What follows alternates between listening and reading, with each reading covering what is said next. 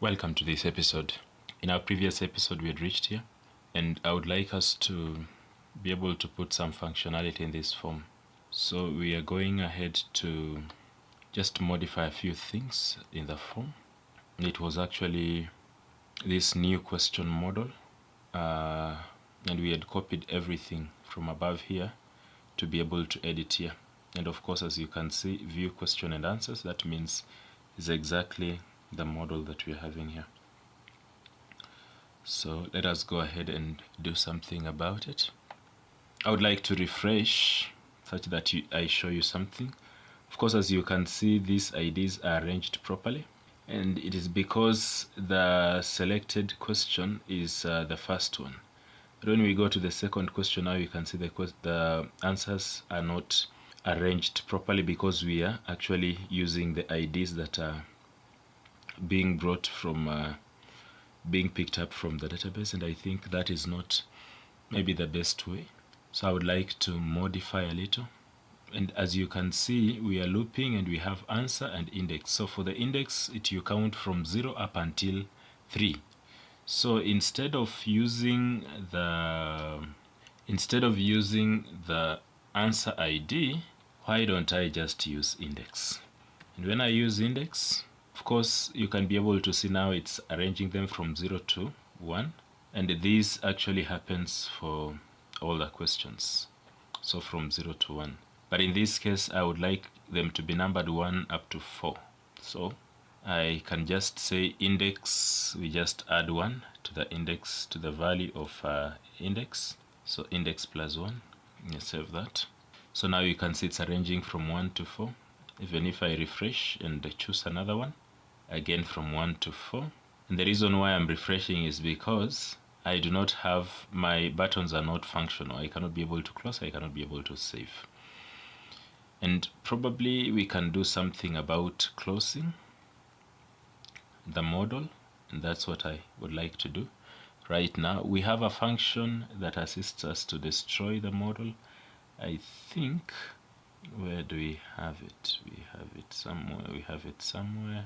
Answer count, validate, destroy model, this one here, which says show new question model to false. So here, our model is not show new question model. I think we have another model. I think we called it show view model. So I will copy this and we will come to destroy model, and we can also use it here. So we can also say show view question model dot value is equals to false. So in this case, what that will do effectively, once we are able to open it, when we click here, we are supposed to set it to false. And so I'm going to just copy this method. I'm going to copy this method, and we are going to use it on button click. So in this case, I will go up until where we have the last value where we are having close. So this one here, and I can just say at click, and we can be able to just say destroy model. It is still possible for us to do this inline, so let's just have it like that for now. Probably when we'll be working on another model, we'll be able to do it like that. So when we click on this one, when I click here, we can be able to close it. When we click on this one, we can be able to close it. Even this one, we can be able to close the model. Even this one also, we can be able to close the model.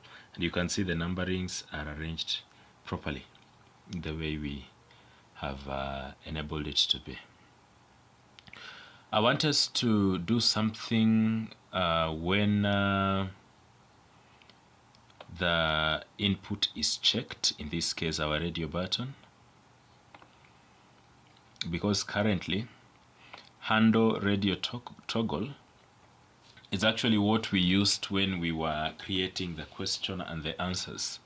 So this method cannot be able to work for us as at now because it was handling a different scenario. So I want to just change it, and instead of calling it handle radio toggle, I want to change it to handle radio change, just to make it a different function. So radio change. And obviously, by the design of this tutorial, I had a lot of code in one component. It is not very advisable to have that, but I will try as much as possible to even go ahead and be able to maybe do a little bit of commenting, such that we can be able to, it can be easy for you to follow. So here I'm going to say the code that we are going to have here is for this current tutorial. So I'm just going to say handle radio change and submit edited answers. So in this case we are still editing, or in this case we are still editing our questions. So I want us to have a method that we are going to call handle radio change. So we are going to have a function handle radio change, and I'm going to set a ref value here. So I can say selected, I can just set it to a constant, selected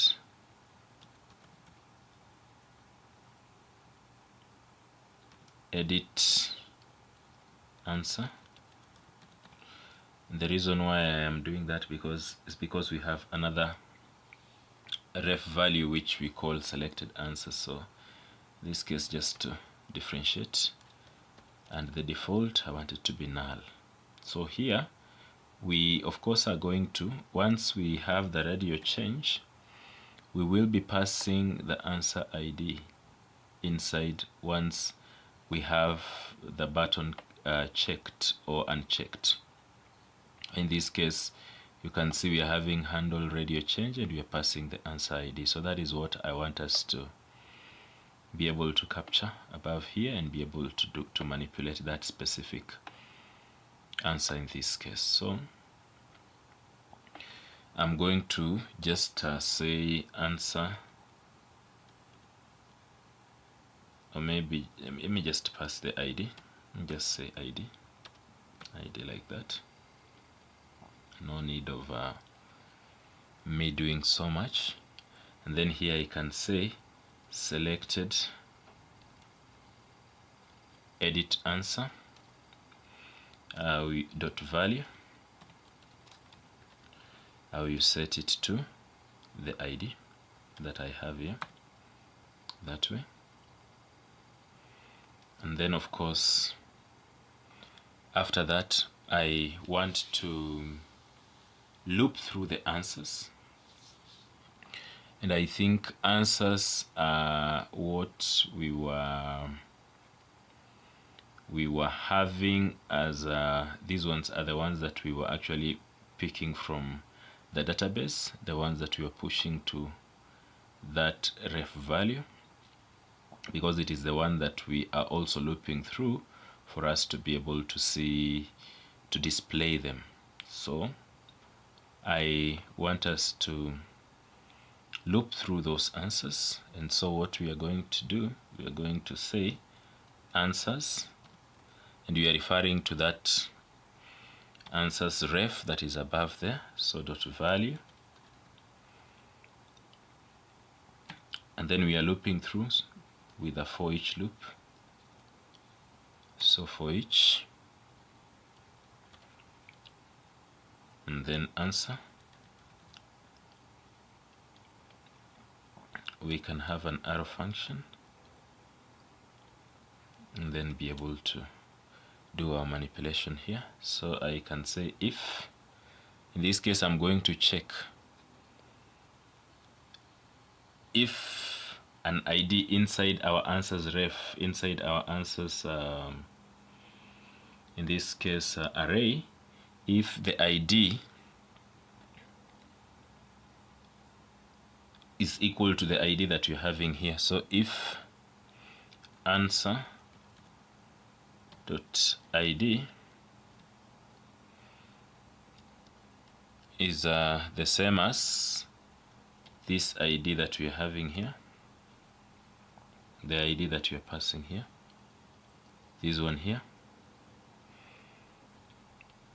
So in this case, that selected answer, so we are checking for its ID as we loop, we are checking for that ID. So in this case, the one that has been checked, we can say answer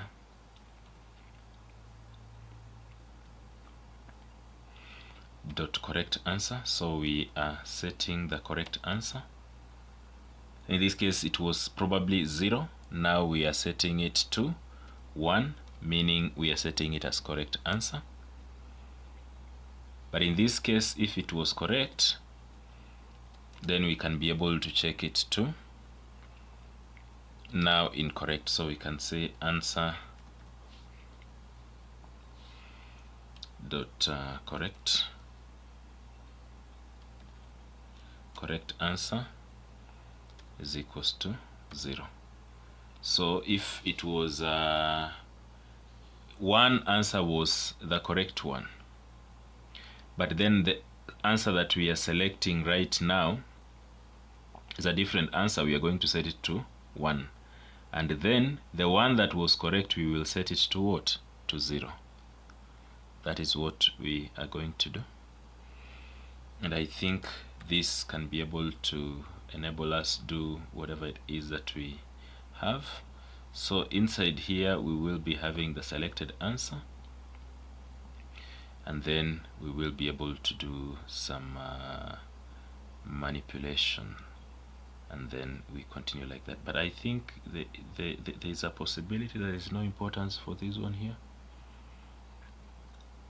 Probably we can be able to work with it afterwards. So let us just continue and see if we really have need for that or not.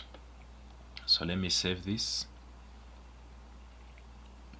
When I come to view an answer and I change, as you can see now, it is changing perfectly.